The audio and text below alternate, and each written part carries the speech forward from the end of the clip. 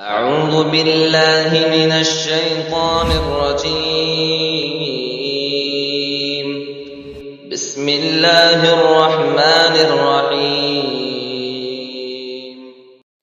لَتُبْلَوُنَّ فِي أَمْوَالِكُمْ وَأَنفُسِكُمْ وَلَتَسْمَعُنَّ مِنَ الَّذِينَ أُوتُوا الْكِتَابَ مِنْ قَبْلِكُمْ وَمِنَ الَّذِينَ أَشْرَكُوا أَذًى كَثِيرًا وَإِنْ تَصْبِرُوا وَتَتَّقُوا فَإِنَّ ذَلِكَ مِنْ عَزْمِ الْأُمُورِ۔ محترم حاضرین، اللہ رب العالمین نے قرآن کریم کے اندر اس آیت کے میں ارشاد فرمایا مسلمانوں کو مخاطب کر کے کہ اے مسلمانوں، تمہاری ضرور آزمائش کی جائے گی تمہارے مالوں میں اور تمہاری جانوں میں۔ مال کے تعلق سے بھی تمہیں آزمائش میں ڈالا جائے گا، تمہاری جانوں کے تعلق سے بھی تمہیں آزمائش میں ڈالا جائے گا، ضرور ڈالا جائے گا۔ ایک بات یہ کہی، دوسری بات یہ کہی کہ وَلَتَسْمَعُنَّ مِنَ الَّذِينَ أُوتُوا الْكِتَابَ مِنْ قَبْلِكُمْ وَمِنَ الَّذِينَ أَشْرَكُوا أَذًى كَثِيرًا، کہ اے مسلمانوں، تم ضرور بالضرور سنو گے اہل کتاب سے بھی، یعنی یہود و نصارہ سے بھی، اور مشرکین سے بھی، بت پرستوں سے بھی۔ کیا سنو گے؟ اذًا کثیرا، بہت ساری تکلیف دہ چیزیں سنو گے، بہت ساری تکلیف دہ باتیں سنو گے۔ کہا کہ لَتَسْمَعُنَّ، ضرور سنو گے۔ پھر تمہیں کرنا کیا ہے؟ وَإِن تَصْبِرُوا وَتَتَّقُوا فَإِنَّ ذَلِكَ مِنْ عَزْمِ الْأُمُورِ، اگر تم صبر کر لے گئے اور تقوی کی راہ پر قائم رہ گئے تو یہ بڑا اہم کام ہوگا۔ تو دیکھیے اس ایک آیت کے اندر اللہ تعالیٰ نے پہلی بات یہ کہی کہ اہل ایمان کا امتحان ہوتا ہے، مسلمانوں کا امتحان ہوتا ہے مال کے سلسلے میں۔ ان کا جو مال ہے، ان کے پاس جو دولت ہے، کم ہو زیادہ ہو، کبھی اس پر کوئی آفت آ گئی، ان کی تجارت میں خسارہ ہو گیا یا ان کی کسی جائیداد کو نقصان پہنچ گیا، اس طریقے سے مال کی میں کمی ہو جاتی ہے۔ جانوں کے سلسلے میں آزمایا جاتا ہے، انسان کی جان خطرے میں پڑ جاتی ہے، سخت بیمار ہو جاتا ہے یا کوئی اور خطرہ اس کو لاحق ہو جاتا ہے، تو یہ سب آزمائشیں ہوتی ہیں اللہ تعالیٰ کی جانب سے، جس کے لیے ایک بندے کو ہمیشہ تیار رہنا چاہیے۔ دوسری جو اہم بات اس میں کہی گئی ہے، ہمارا اور آپ کا سابقہ برابر پڑتا رہتا ہے، کبھی نبی کی شان میں گستاخی کی جا رہی ہے، کبھی قرآن کی بے حرمتی کی جا رہی ہے، کبھی ہمارے دین کو نشانہ بنایا جاتا ہے۔ یہ آئے دن کا معمول بن چکا ہے اور یہ کوئی نئی بات نہیں ہے۔ اللہ تعالیٰ نے آج سے 1400 سال پہلے کہہ دیا ہے کہ اے مسلمانوں، تمہیں لَتَسْمَعُنَّ، عربی جو لوگ جانتے ہیں کہ یہ تاکید کا صیغہ، کہ تمہیں بالضرور، ضرور بالضرور یہ سننا پڑے گا، اہل کتاب سے، یہود و نصارہ سے بھی سنو گے اور مشرکین سے، بت پرستوں سے بھی سنو گے، بڑی تکلیف کی باتیں سنتے رہو گے ان کی طرف سے۔ آج یہود و نصارہ کو دیکھ لیجئے، مغربی ممالک میں وہ وقتاً فوقتاً ان میں سے کوئی شخص اٹھتا ہے اور اللہ کے نبی صلی اللہ علیہ وسلم کا کارٹون بناتا ہے اور ان کو عجیب طریقے سے اس کو پیش کرتا ہے، دہشت گرد بنا کر کے گویا۔ ہمارے وطن کے اندر بھی اس طرح کی چیزیں ہم دیکھتے ہیں، مشرکین سے، بت پرستوں سے۔ ابھی چند ماہ پہلے کی بات ہے کہ کس طریقے سے ہمارے نبی صلی اللہ علیہ وسلم کو نشانہ بنایا گیا اور کس طریقے سے ان کی زوجہ مطہرہ عائشہ رضی اللہ تعالیٰ عنہا کو لے کر کے آپ کو نشانہ بنایا گیا۔ تو یہ نشانہ بنانا، یہ مذاق اڑانا نبی کا، قرآن کا، دین کا، چاہے یہود و نصارہ کی طرف سے ہو، چاہے مشرکین کی طرف سے ہو، یہ ہوگا۔ ایسے موقع پر اللہ تعالیٰ ہمیں کیا کر رہا ہے؟ ہمیں ہمیں کیا رد عمل ظاہر کرنا چاہیے ایسے موقع پہ؟ ظاہر بات ہے کہ تکلیف سب کو ہوتی ہے، ہر صاحب ایمان کو تکلیف ہوتی ہے، اس طرح کی بات سنتا ہے، یہ فطری ہے۔ اگر یہ تکلیف نہ ہو تو ایمان کیسا؟ لیکن اس تکلیف پر ہمارا رد عمل کیا ہو؟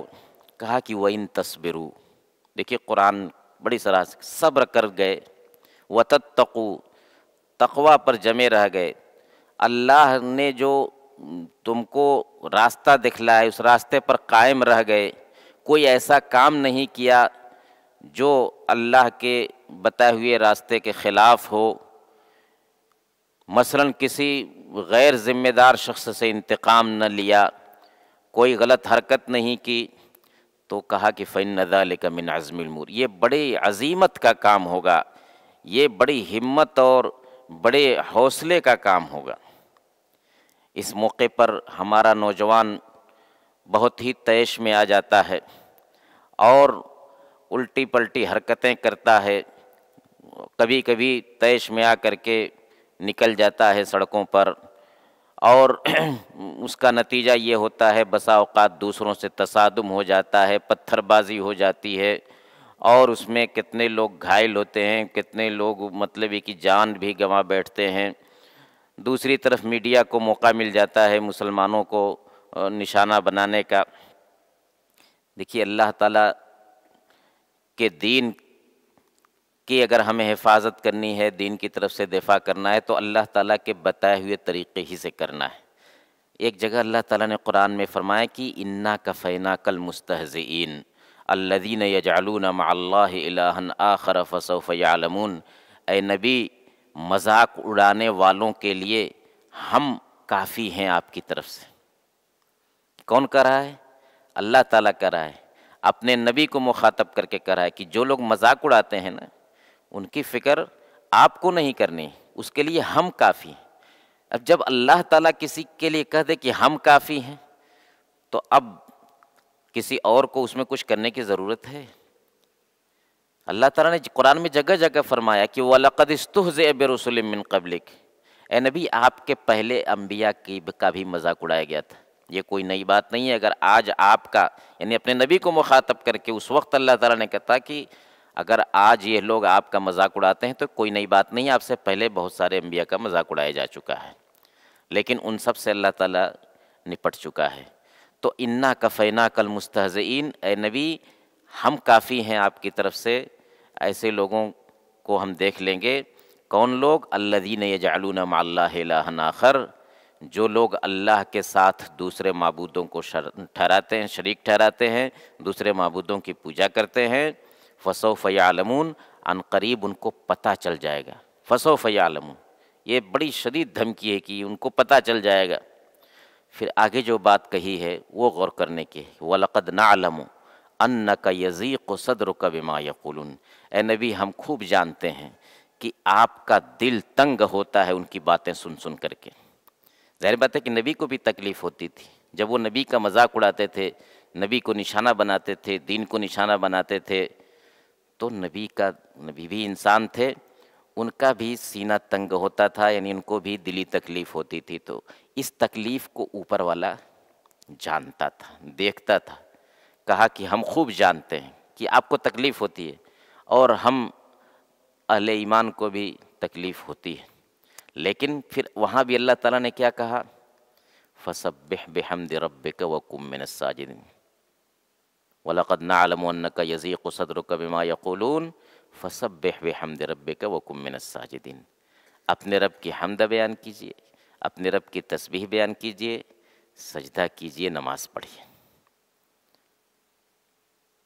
وہ مذاق اڑا رہے، ہم دیکھ لیں گے۔ آپ کا جو کام ہے اللہ کو یاد کیجئے، اس کے دین کی تبلیغ کیجئے، عبادت کیجئے۔ وَعْبُدْ رَبَّكَ حَتَّىٰ يَأْتِيَكَ الْيَقِينُ، اور موت آنے تک اپنے رب کی عبادت میں لگے رہیے۔ یہ ہدایت ہے 7 آسمان اوپر سے اہل ایمان کو کہ اس طریقے کے موقع پر ہمیں کرنا کیا ہے؟ اللہ کی طرف رجوع کرنا ہے۔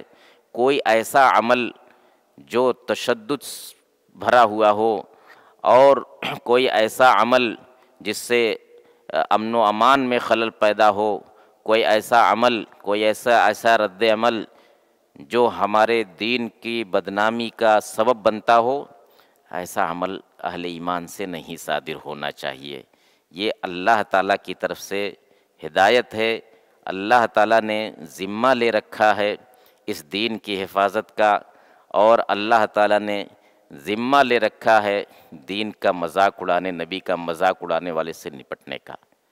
تو ایسی صورت میں ہمارا کام یہ ہے، ہمیں ضرور تکلیف ہوتی ہے اور جائز طریقے سے ہم اپنی تکلیف کا اظہار کر سکتے ہیں، ہم اپنا رد عمل مثبت طور پر ظاہر کر سکتے ہیں، لیکن کوئی ایسی حرکت، کوئی ایسا کام جو امن عامہ میں خلل پیدا کرے، یا کوئی ایسا رد عمل جس کی اجازت شریعت نہیں دیتی کہ مثلا کسی غیر ذمہ دار شخص سے انتقام لیا جائے۔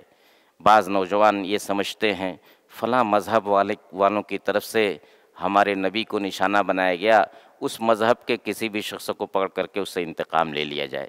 یہ کبھی ہماری شریعت اس کی تعلیم نہیں دیتی کہ دوسرے سے، بے قصور شخص سے ہم انتقام لیں، وہ محض اس وجہ سے کہ وہ اسی مذہب سے تعلق رکھنے والا ہے۔ ایسی بات نہیں ہے، ایسا کرنا کسی بھی طرح سے اس کی ہماری شریعت اجازت نہیں دیتی۔